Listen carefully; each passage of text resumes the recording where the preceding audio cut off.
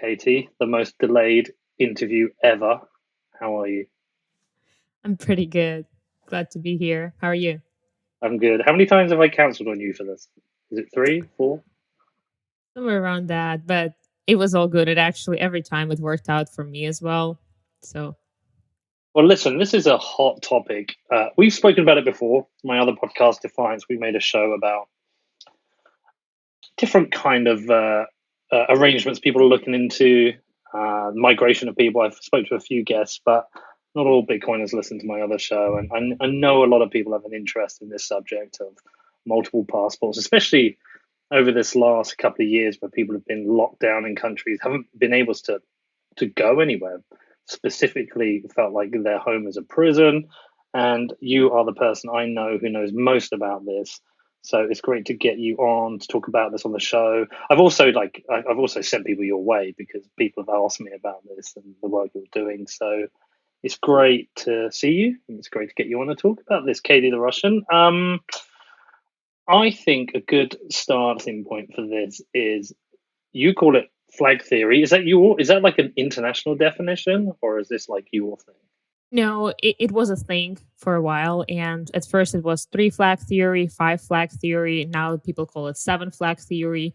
But I just refer to that as a flag theory. By my own definition of it, the idea behind the concept is to limit your dependency on any one particular state, as well as to stack flags in the jurisdictions that might be beneficial for you in various ways for your business, for you personally, for your family lifestyle, or obviously for your tax regime.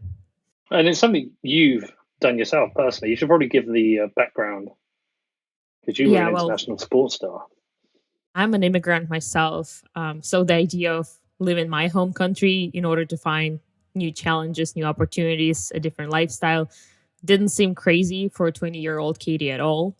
So back then, being a Russian tourist in the US, I personally started playing jurisdictional arbitrage on a very, very small scale without even realizing it.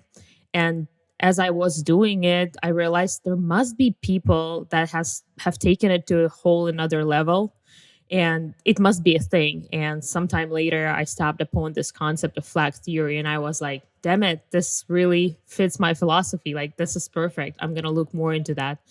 And I already got into Bitcoin. So I started meeting different interesting people. And in Miami, I met another Russian immigrant who was already doing the passport stuff. And the reason he reached out to me is because a lot of his Russian clients started getting at him at like, can do you accept Bitcoin? Like, can I pay you in Bitcoin? And he knew nothing about it. And the only person he knew who talked about Bitcoin at the time was me. So he basically asked me to help him out with like how to accept payments and all that stuff. And we vibed a lot on the philosophy part of things. And he was like, Katie, you should just open your own company. Like, you already know what you're talking about. You totally aligned with the philosophy. And he was working with a Russian speaking community while I right away started working with English speaking community. Well, listen, I get a lot of people approached to come on the podcast, get a lot of emails, and most of the time I know they want to come on not to really talk about Bitcoin, but to promote their company. It's an opportunity to get in front of tens of thousands of people, and I'm aware of that, and it's not something I usually buy into. I'm not usually interested with that, but with you, it's like completely the opposite because I know what Bitcoiners are like. It was me who approached you and said you've got to come on the show. I know what Bitcoiners are like. I know this will be an interesting topic. I know in doing this, you're going to get a whole bunch of people get in touch with you and be interested in that. We've already spoken about this myself. We're going to role play that. I would use your service absolutely. I think what you're doing is important and brilliant. So we're going to flip this one. I'm more than happy to promote it. Just be clear if anyone's thinking Katie isn't paying me, she's my friend. How long have I known you? 2, 3 years? 3 years probably. Brilliant. Yeah. Ever Yeah, since Katie's. Kirk Wright trial, probably. Oh shit, yeah. Well, you're my friend, so I'm more than happy to help you. But it's called Plan B Passport. It's PLANB passport.com, right? Correct. Thank I you. wouldn't. Appreciate it. No, listen, look, I love what you're doing, and I know this is a massive added value to Bitcoiners. You are a star Bitcoiner. You're always helping other people. Uh, every time I reach out to you, I'm like, Katie, I'm thinking of getting a new passport. You're always there helping me, etc. So I'm more than happy to help with that. Let's start with you explaining exactly what the company does. Yep. So it starts with a Zoom call, basically, or a Telegram call where I don't ask people for their names or any private information, because I do want to promote this idea. And I think all Bitcoiners need to get acquainted with that. And basically, what we're going through is trying to understand your values, your goals, your needs in life, your family situation, and strategize together on what should be or could be your exit plan or your like opting out strategy or plan B. So in this case, like we talked about all your current situations, and we try to understand which jurisdiction suits you the best, and what is your deadlines, what's the timeline when you need to start the process. How are you in terms of having all the documents in place? Do you need to start, requesting the documents you've lost a while ago? And if we're getting aligned and all that, and you're ready to start the process, I first do my internal due diligence, basically to protect myself, make sure that you're not an international search. And after that, we enter the agreement and start putting together the paperwork. That process takes about 30 to 45 days, depending on how quickly you put the paperwork on your side. On our side, we fill up all the government forms, sending it to you to sign. And then 45 days in, we actually submit the application to the island. It takes 90 to 120 days for the island to do the due diligence. And then after that, you put the donation down, which is like 4 months in, basically. That's for people who are trying to time the market. That's an important point. Like, you don't actually put donation down until you already pre-approved by Citizenship by Investment Unit. So 4 or 5 months in. And a few weeks after that, you receive passport in the mail. And which islands are we talking about here? So 5 Caribbean islands: St. Kitts and Nevis, Antigua and Barbuda, Dominica, Grenada, St. Lucia. I also work with Vanuatu, an island next to Australia. And I work with Portugal Golden Visas. It's not a passport program, but there's been a lot of interest towards Portugal from my audience. So I work with that program as well. So these are countries you have direct relationships with that people can get a second passport. Yeah. What does that actually mean for the person? So I'm going to start role playing some of this through. I got very frustrated at one point in the last year where I could not travel. I was not allowed to travel. There were flights, but I was not allowed to leave as a British citizen unless I had a passport for another country. Now, I can get an Irish passport, but I've never bothered getting it because there isn't a huge amount of benefit. But say I had, I don't know, which is your favorite of those islands? Which would you recommend? Let's say you would get an Antigua passport. Yeah. Okay. So say I wanted an Antigua passport, they would have to let me out of the UK, right? Yeah, they can't keep foreign citizens in the country. And you would basically play your Antigua passport in this game and be like, hey, you gotta let me out. Okay. So of those countries, if by getting a passport, I become a citizen of that country. Exactly. Yeah. And you can have multiple citizenships. I can be a British citizen and an Antiguan citizen. Yeah, there are a few countries in the world that prohibit dual citizenship, but none of this that you've mentioned are part of it. So you would be just fine. Well, because we have listeners globally, which countries do you know definitely don't allow it? Netherlands have an issue with that, the one that came to mind right now, but it's not a common thing. So not many countries. Okay, so the second I receive that passport, I can just travel to that country, and I'm the same as any Antiguan resident. I mean, I can't vote, right? Or does it come with voting rights? You literally have all the same rights as a Antigua-born citizen at this point. Wow. What about if I have children? Naturalization. Well, you can apply with your children to begin with. Now, if you already have the passport and you have a newborn children, that will be a little more complicated. They would have to pay, like, for example, with St. Kitts, it would be a $10,000 fee to add a newborn kid into the citizenship as well. But when let's say you applied for Antigua passport now, you would include all your kids as dependents. They wouldn't have to pay any extra donation. It would just be part of your application. Okay, so let's talk through these different countries. I mean, look, with any of those that you've mentioned, you're guaranteed beautiful weather, beaches, maybe a couple of storms, good food. You're going to live in a paradise, right? I get all that. Can you talk me through for each of them the different, like, what are the differences? Is it different costs per place? Is there benefits to other ones over others? Yep. So one of the biggest differences right now is St. Kitts and Antigua do not tax residents. So basically, there's zero global income tax, zero inheritance tax, zero capital gains tax, no matter if you're a resident or a non-resident of the country. With St. Lucia, Dominica, and Grenada, if you're becoming an actual resident of the country, there will be some taxation applied on you.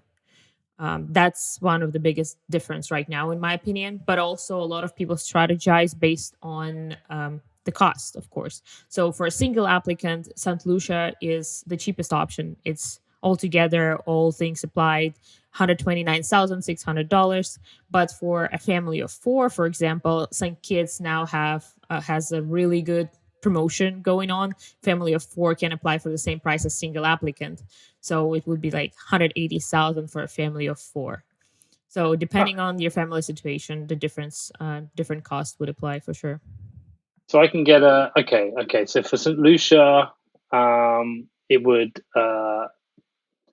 actually be more beneficial to go to St. Kitts because myself and my kids, we could all get passports of residency for 180,000. If I was to do it on my own, my kids could still visit, but they would have the restriction of a tourist, right? So they could only come for what, usually 90 days most places.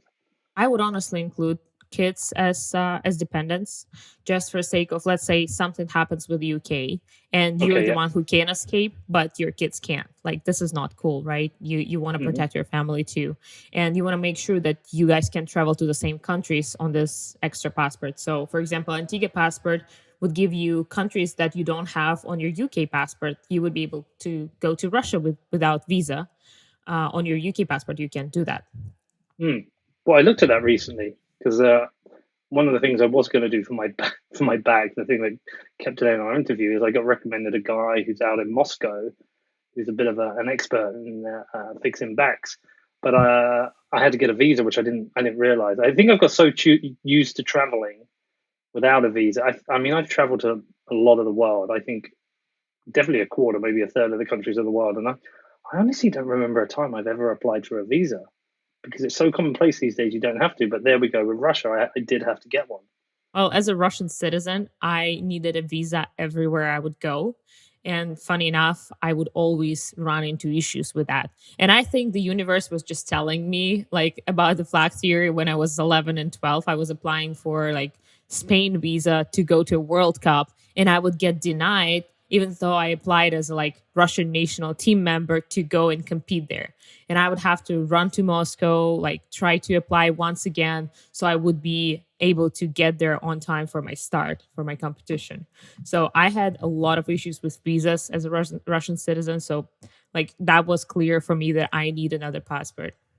And are there any kind of like settlement issues once you've got that passport for consideration? Obviously, if you go and stay in a hotel, you're fine. But I mean, really, if I was going to go there for tax purposes, I have to be out of the UK. I think for I think I can only be in the UK for 90 days. Anything more than that, based on my current situation, I would have to pay UK tax. If I wanted to reduce my tax burden and have an Antiguan uh, uh, but benefit from the Antiguan tax rate, zero rate. Uh, I know one restriction I have is maximum 90 days in the UK, but I don't think I could spend the other, as lovely as it sounds, I don't think I would spend the rest of my year in Antigua. If I'm visiting other countries, does there become a situation where I have a tax burden in other countries? Do you know how it Not at kind of works? all. Yeah, all you have to do is maintain your non-tax resident in any of high tax jurisdictions. So let's say you can spend like 3 5 days in Antigua a year, just maintain your tax residency there, and then for the rest of the year you just traveling through US, El Salvador, UK 90 days, and anywhere else in the world. You're not going to be paying taxes in any of those places. And in the UK, the process of becoming non-tax resident is pretty straightforward, actually. I was really impressed with what you guys have on the website. Like, there are actual numbers of days you can or cannot spend in the UK, who you can work for, how it applies to capital gains, which is like no other countries even mention capital gains for non-tax residents. So I think that's pretty cool. And I think it's very easy to become a non-tax resident of the UK, even though you want to spend time there. Well, it's an interesting dilemma to work through, because at some point you can actually do the math and say, well, the 180,000 costs, say it was. Did you say Antigua's 180,000, or was that St. Kitts? St. Kitts for family of four would be 180. Well, Antigua sounds a little bit more like my thing. What's the cost for Antigua? Somewhere around the same, 168 maybe. Yeah, see, you start to run the math of, like, if you're a business owner, if you operate a business, I mean, I'm not hiding anything people don't already know. I share my income reports up on my website, right? I certainly will pay more than that in taxation over the next year. So then it becomes an absolute tax benefit to base myself there. And listen, look, there's going to be some people listening saying, well, you should be paying your tax, and that's the country you've grown up and benefited from. But we can have that debate another time. But it certainly becomes more interesting. I think the UK also has a thing whereby if I return within 5 years, any of my I'm due any of my capital gains taxes. I have to be away for 5 years. Anything I release it within 5 years. I think they've done that so you don't go off for a year, sell everything, and then come back in a year. I think there's like a 5-year limit on that. And then the rest of the things they do is based on how many like dependencies you have here. So if you have children or you own properties or businesses, the more of those you have, the less time you can spend here. But I can easily see myself get into a situation where I'm only here for 90 days. So let's work through my scenario, Katie. I travel a lot with work, as you know. I spend a lot of time in the US. I pay a lot of tax, and I want to spend less time in the UK. I don't like what's become of this country. I'm not like a entirely proud British person. I'm proud of what my government's done, certainly. I like some of our cultural sense of humor, but I don't feel a desire need to stay here the whole time. I spend a lot of time in the US. I spend a lot of time traveling through South America. I don't like being trapped here. I want to be able to get into the US as often as I want. Should I be looking at having just one extra passport, or should I be considering more than one? Is there a risk in this flag theory of only having, say, Antigua and the UK? Well, I think one extra passport would be enough for you, just because we have a third flag for all of us, which is a cyberspace where we hold most of our assets, and they're very protected there. Like, this is the ultimate asset protection mechanism that we've got. So that one is covered basically. Now you have another one for your good tax regime, for an opportunity to exit UK in case of lockdowns. So I think that would be enough. But then you would need to strategize on, like, okay, how do I not become a tax resident of elsewhere? Like, how do I not spend more than 180 days in the US or in any other country that would tax me, my income, my global income, and my capital gains? So really, you should not be spending. You should keep moving, really. It's not necessarily about moving. It's also about how you live in those countries. So let's say you're staying in Airbnb for 90 days in the same city, in the same country. Like, it's clearly not your primary residence. You're not trying to live there long term. It's just you're staying in Airbnb. Like, that would be considered as a tourist. So I wouldn't mind, like, I wouldn't have problem with that, and neither would IRS or any other tax authorities. So they look into the whole situation, the whole picture, and see, do you work there? Are you here for work necessarily, or you just, like, you're working remotely and you're a tourist? Where is your company set up? So, for example, you live in UK, and trying to take a tax advantage of the tax regime of Antigua would mean that you need to move your company as well if it's UK registered right now, because as a non-resident of UK, you would still pay a UK income tax. It would only apply for non-UK or global income tax that you wouldn't pay. So, like, moving your company to a different jurisdiction would be part of a game as well. Right. So not only am I considering getting the passport, I want to register my company as an Antiguan entity. Or elsewhere. Like that would be another part of strategy. You would look into a corporate tax on different islands or different jurisdictions Ah. and would see what would suit you better there. Okay, so for personal taxation reasons, there's a very good reason to get a passport in Antigua or St. Kitts. But in terms of companies, what have you observed with regards to where a company should be registered? Well, we would definitely need to look at like the income of your company, how it's all structured there. Is this income like is this income just counted as your salary later on? Like all the profits just gonna become your salary? Then it's an income of you as a person. So the company doesn't really make those money. But for corporate taxation, like I cannot come up from with a strategy from the top of my head, but we would need to look into who would offer the best corporate taxes for you. So if I paid all profits out to myself as income, then that would make sense to go to somewhere like Antigua. Yep. Like I'm literally figuring this out while we're on the phone. Whilst we're recording this, I'm like, because do you know what I was considering? So I tell you what my original plan was. What I was thinking about this year is that I need to spend a certain amount of time in the UK because I've got friends and family here, and I want to visit it. But the majority of my work is in the US. I would love to have a studio there to go and record interviews in somewhere like Austin. And also, I'm very interested in everything that's happening in El Salvador. I really like the country. They've opened themselves up to residency for free Bitcoin. So at the moment, it's around $90,000, and they're keeping it fixed at 3 Bitcoin rather than changing it based on the dollar value.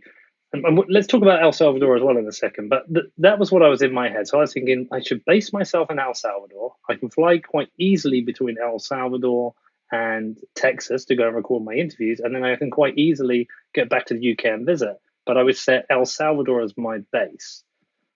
So let me ask you about El Salvador because they're kind of new on the map with this idea of a residency. Have you looked much into what they're doing with this? I spent like 30 minutes on a call with their immigration services just last week. Thank God Oh, I learned some fantastic. Spanish. So what did you find out about theirs and how does it compare?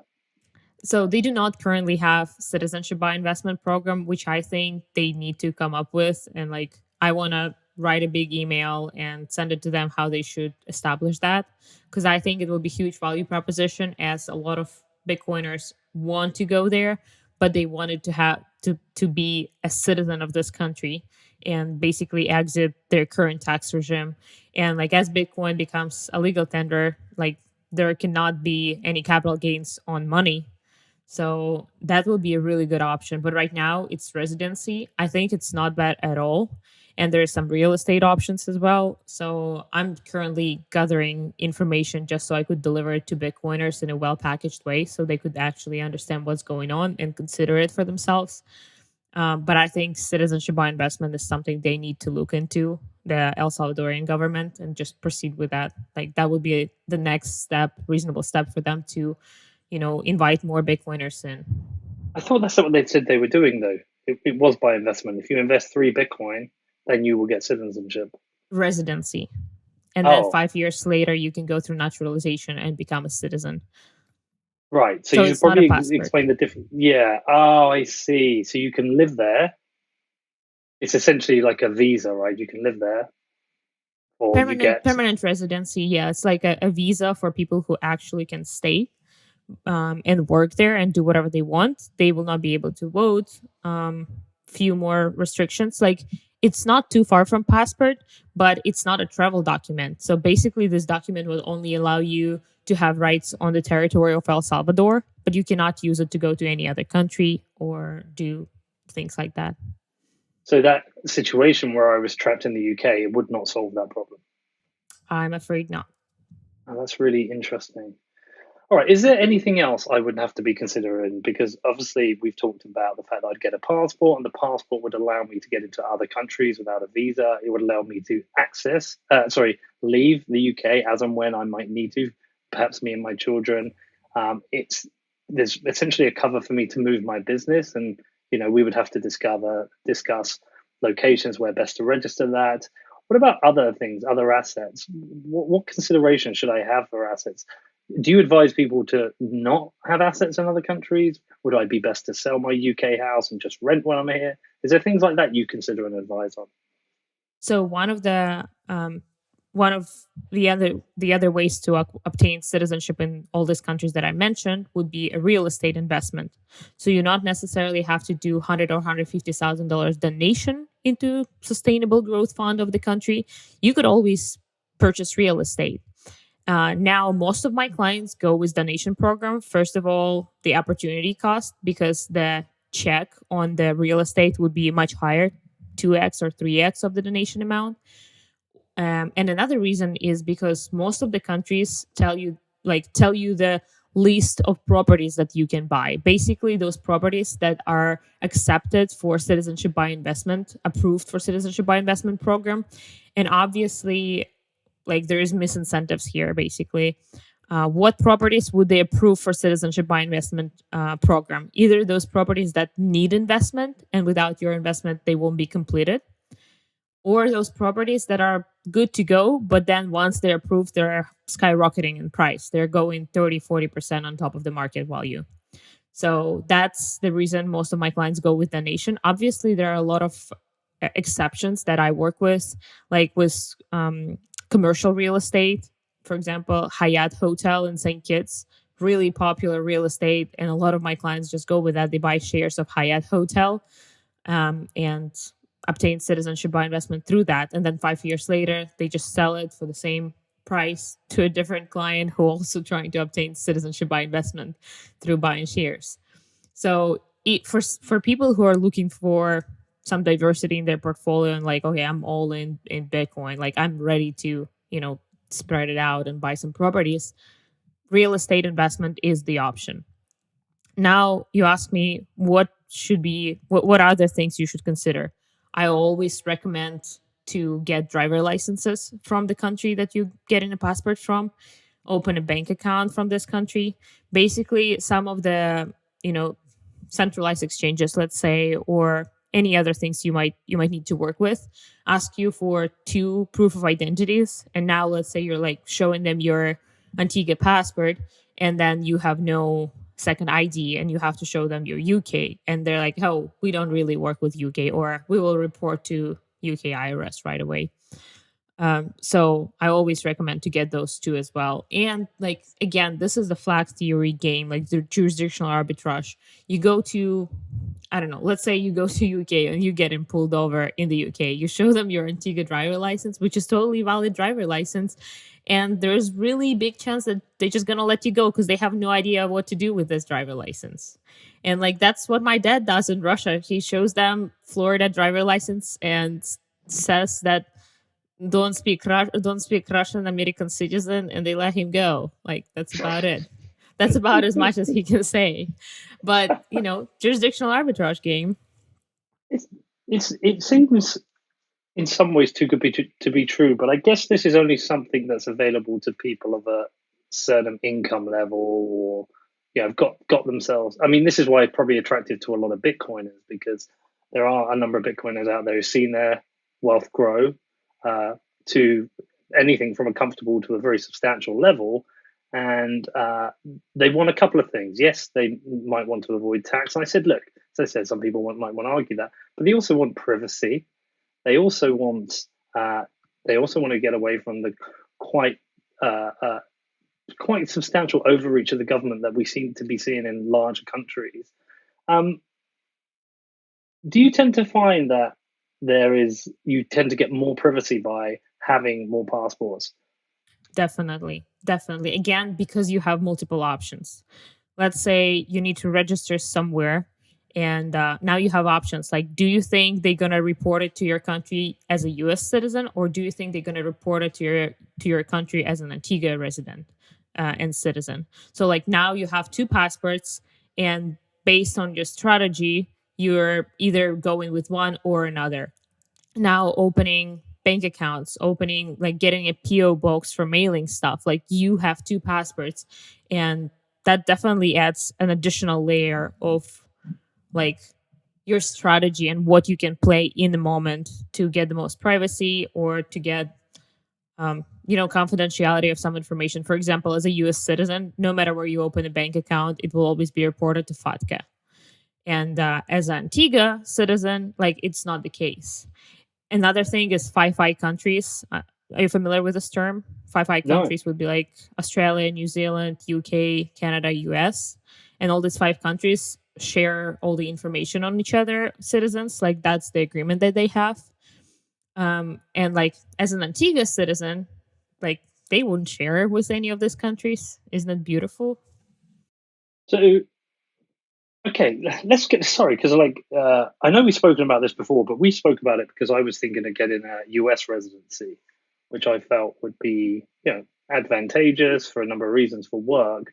But there are tax advantages to having an Antiguan passport over that.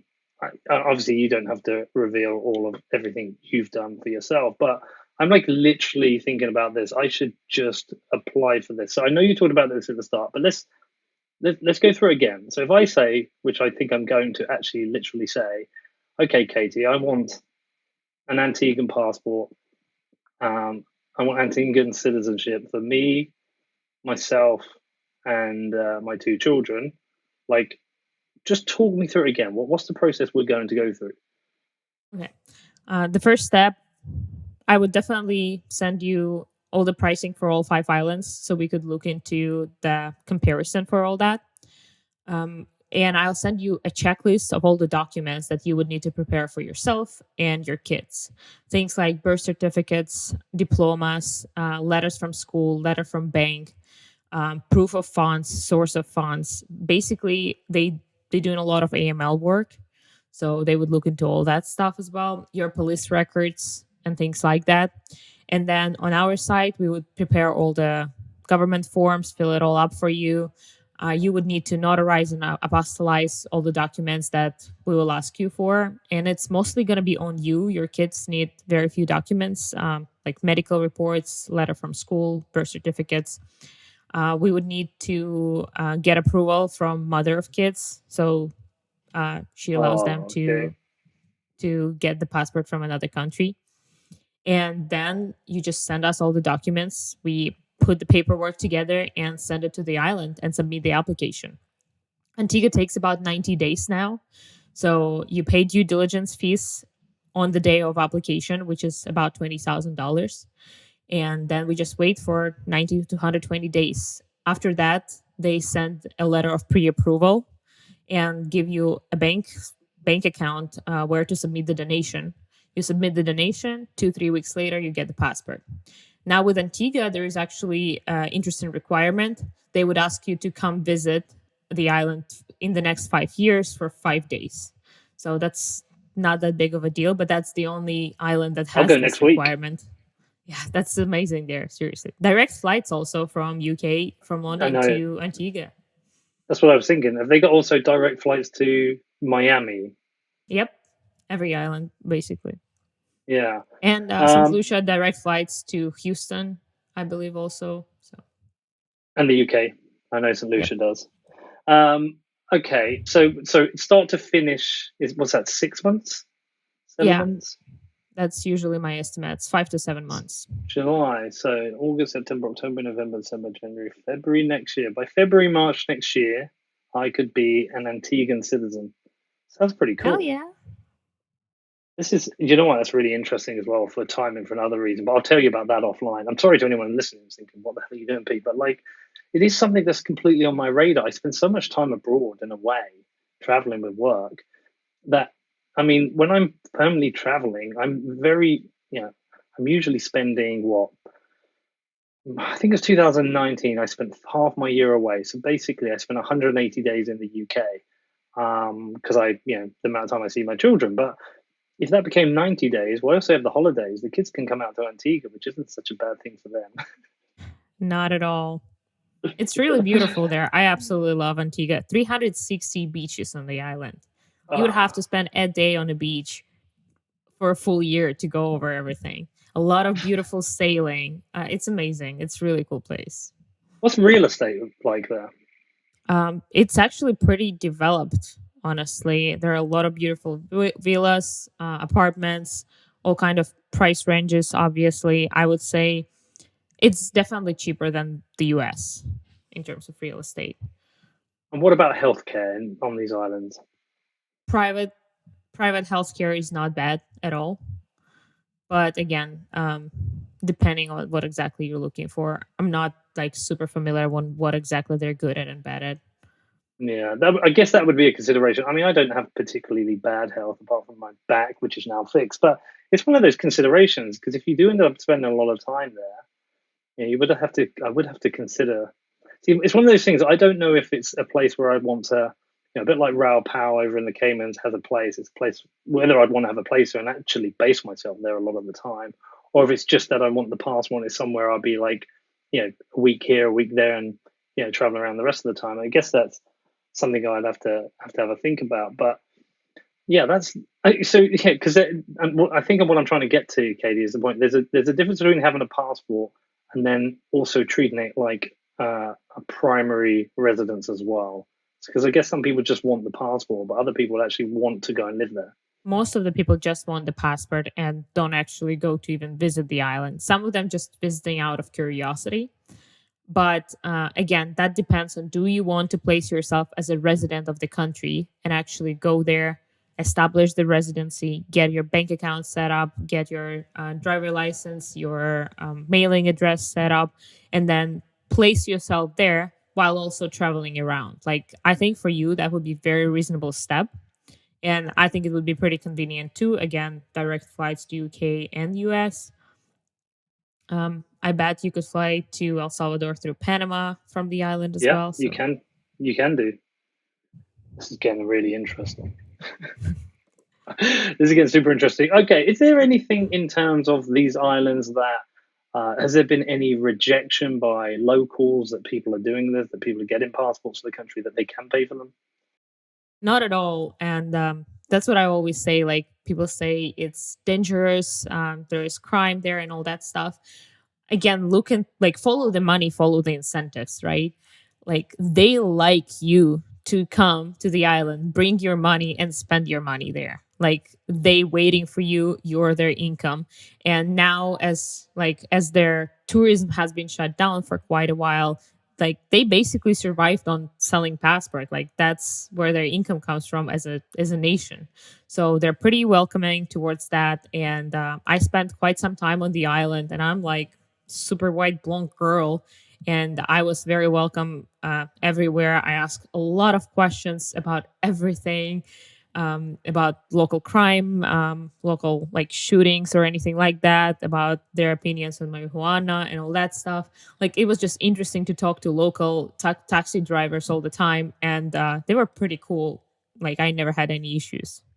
It's a real opportunity to live out the sovereign individual thesis. A lot of what Robert Breedlove talks about. That I spoke to him about. You can truly become a sovereign individual and a digital nomad of sorts. I mean, look, I'm not going to do this, but I guess if my business was entirely Bitcoin based, I could just become a digital nomad. I could take my payments in Bitcoin. And would I even need to register a company somewhere? Would I even need to have a company?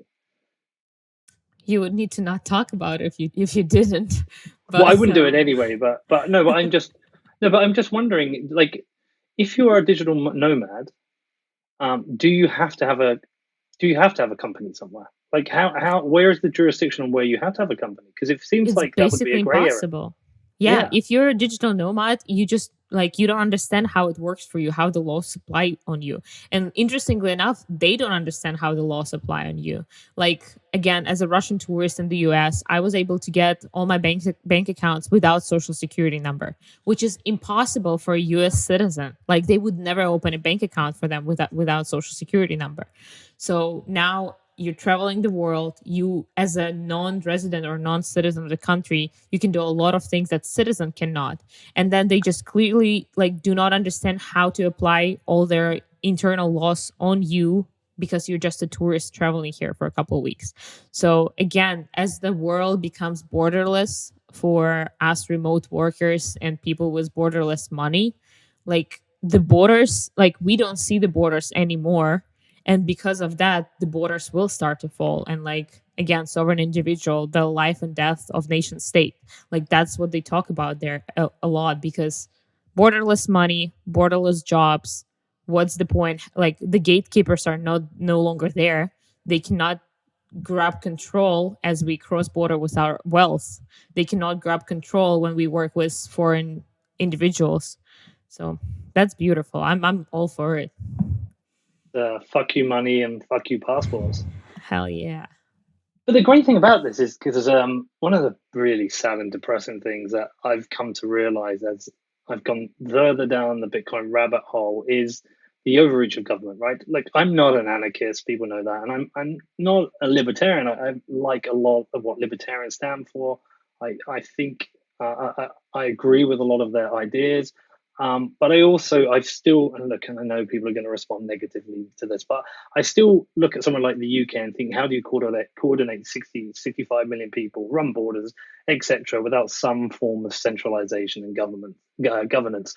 At the same time, I think our government is truly terrible and poor at their job. But this starts to create the competition where the government becomes a service provider, and it's early now. It's probably not seen too much of a threat, but as more and more people start to realize that actually governments are a service provider, I'm going to go to the government or the jurisdiction that gives me the best service, and I'm going to arbitrage that, then it maybe will force governments like UK governments to reconsider how they operate. I mean, the UK itself has a great opportunity right now, being having left the EU, to service Bitcoiners. It's not going to, but it does have that opportunity. But that government as a service provider is really interesting. Oh, absolutely. Like I position Plan B Passport as a company that's helping to accelerate the evolvement of free market between the nation states. And like this is the philosophy I believe that stands behind my company. And like I'm trying to spread it throughout all the employees so they would understand why we do that. They're not just helping people to get the passport, they're evolving the competition of free market here. And I do believe it's gonna backfire on those governments not trying to compete, just thinking they're way too powerful to lose here. Like that's what they mostly think. But that's not the case. Like we've seen it happening. Like again, sovereign individual describes the fall of German wall, and like that's really interesting, and that's gonna be happening. Like it will have to happen with them, and they have no play in that because they thought they were too powerful. There's so much to think about, right? Okay, your business, you must be getting pretty busy. Oh yeah, it's been very interesting couple of months. I mean, it all started with COVID when I started seeing a huge spike because people realized that like, okay, I do not have the power and freedom that I thought that I had. So I need to look into another passport just to get out of my country in case shit hits the fan like that again. Then we had a US election, which half the country was unhappy with the results. So they all were like, oh yeah, I'm rage quitting that. I'm no part of it. Then Canada is going full socialist, so Canadians start getting out of Canada. Australians been locked down for what 18 months. They can't leave the country without a special permission. Like this is crazy. And now Bitcoin started skyrocketing since December or what, and Bitcoiners are jumping on that train too. So I've been definitely busy, loving it, loving spreading the word of fuck you passports. It's exciting. Fuck you passports. I love it. I think we should call this show and release it Fuck you passports. Katie, I want to become a customer of Plan B passports. How much does it cost me? I'm not saying how much it costs me. I'm expecting some kind of special price. I will pay full price, but what does it cost to work with you guys? My service is $20,000, and the price Okay. that I mentioned included my cost as well, my price as well. So 180 Okay. grand would be 150 donation, then due diligence fees, passport fees, government forms fees, $20,000 of my fees, and like I will send you a full price on every island, so you would see a complete breakdown and compare. I guess it's one of those things I could do myself, but like it's so not worth it because you take it all off. It's a bit like trying to sell your house on your own. It's an absolute pain. You always want to go with the expert. It's funny. This probably sounds all really staged, but we should be very clear that last time we spoke about this, it was very different. I was thinking very different things.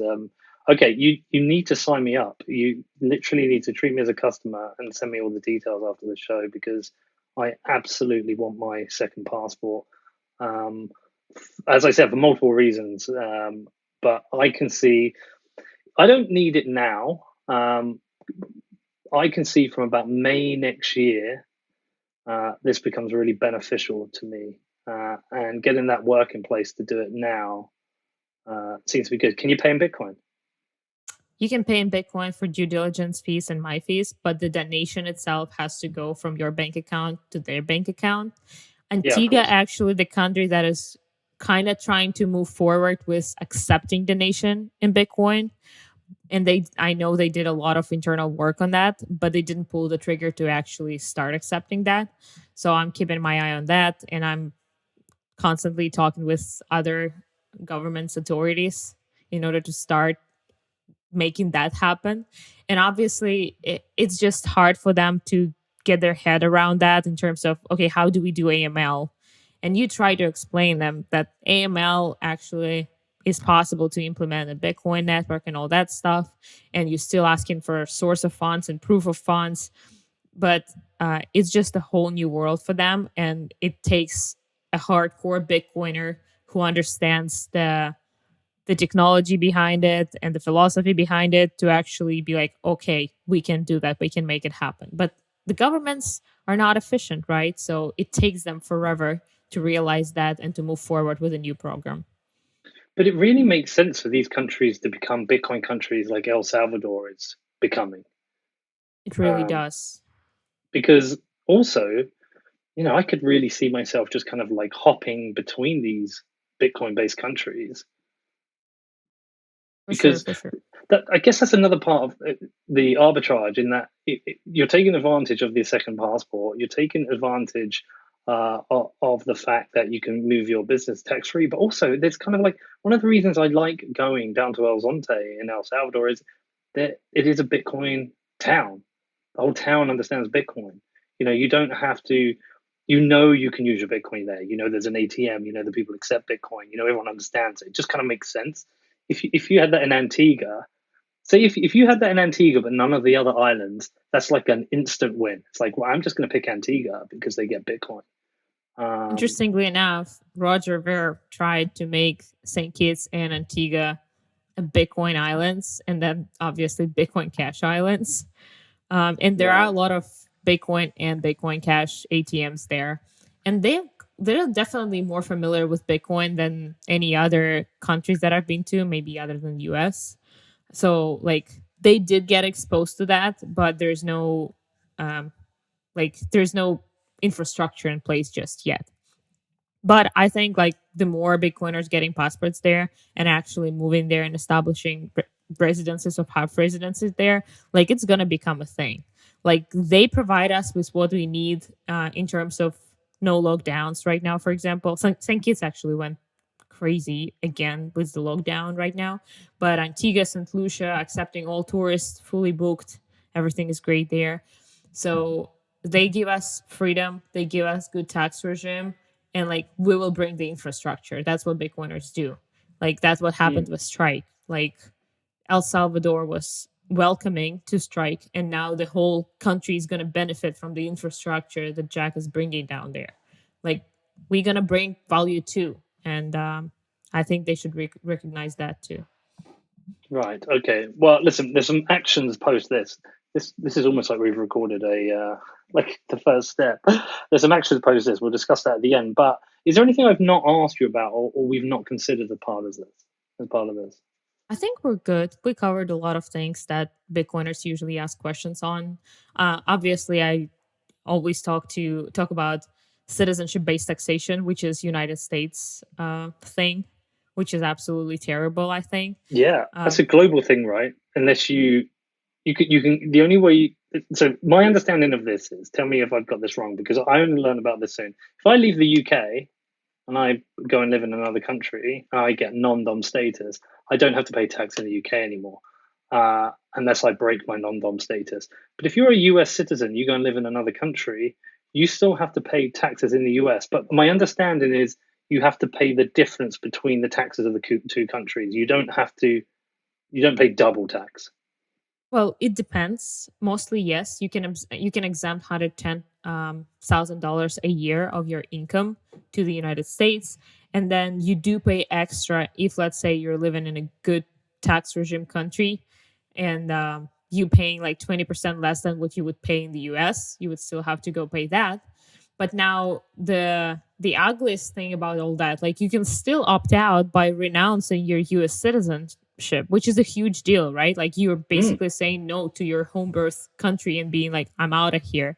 But even there, they got a really big gatekeeper in place. So if your net worth is higher than $2 million, you will have to pay exit tax on all your asset, which is 40%, What? including your house, including your all your assets that you have, like no matter in which country, and things like your pension, like everything basically. They count all your assets in dollar value and just grab 40% of it. So basically you cannot opt out of the US if you're rich.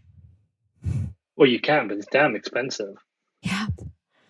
Jesus. I mean, look, 55% of my listeners are US based and they're going to be listening to that. And some of them are going to be, I imagine there's a decent amount that maybe will be within the, whatever lower band to that 2 million mark who might be thinking, hold on a second, if we go through another 10x here, I could be there with 20 million of Bitcoin.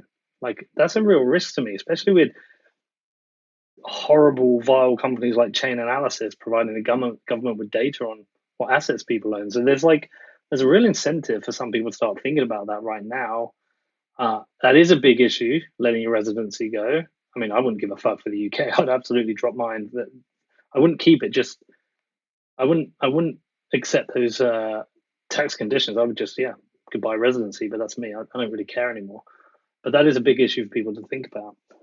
Well, I think, Katie, I think people are going to have questions naturally. Questions that I've not asked, they're going to want to ask you. They're going to want to reach out. I know you're going to be happy to hear from people. How should people get in touch? KATIE at planbpassport.com. So Katie the Russian on Twitter. My DMs are always open. You don't have to have a profile pic or a name in your profile to ask any questions. So anonymous questions are super welcome. And on my website, you can schedule a 30-minute free consultancy. Again, no names needed. Just come in and ask your questions. Hold on, I just got a 50-minute consultancy, nearly an hour. Are we okay?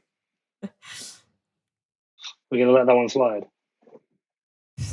Yeah, anytime. Happy to help. Anytime. All right. Well, listen. Look, I want to be a customer. So once this call's finished, send me all the details, and let's get on with this. Jesus, this is weird. Let's do this, Katie. Sounds good. Appreciate it. Good. No worries. Look, good to see you. You know I love you. Hopefully I'll get to see you again in person soon, and maybe it'll be in Antigua of all places. But listen, I'm going to share it all out in the show notes. I'm going to hammer this out there. I will tell everyone how it goes, and good luck. I love what you're doing. I love your work, Katie. Thank you.